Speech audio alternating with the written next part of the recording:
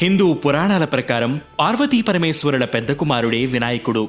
దేవుళ్లందరిలోనూ లంబోదరుడే మొట్టమొదటి పూజలందుకుంటారు. సంకటహర చతుర్థి రోజున ఉపవాసం ఉండడం వల్ల వినాయకుని అనుగ్రహం లభిస్తుందని చాలామంది నమ్ముతారు. అంతేకాదు, ఆ గణపయ్య తమ జీవితంలో ఎదురయ్యే అడ్డంకులన్నీ తొలగిస్తాడని, తాము కోరిన కోరికలన్నీ నెరవేరుస్తాడని చాలామంది విశ్వాసం. అందుకే సంకటహర చతుర్థి నాడు తెల్లవారుజామున నిద్రలేచి ఇళ్లు శుభ్రం చేసుకుని వినాయకుడికి పూజ చేయాలి.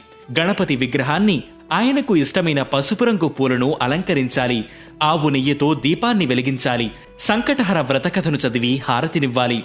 పూజ అనంతరం ఉపవాసం ఉండాలనుకునేవారు ఉపవాస నియమాలని పాటించాలి. సాయంత్రం కూడా వినాయకుడికి పూజ చేసి చంద్రదర్శనం తరువాత ఉపవాసం విరమించాలి.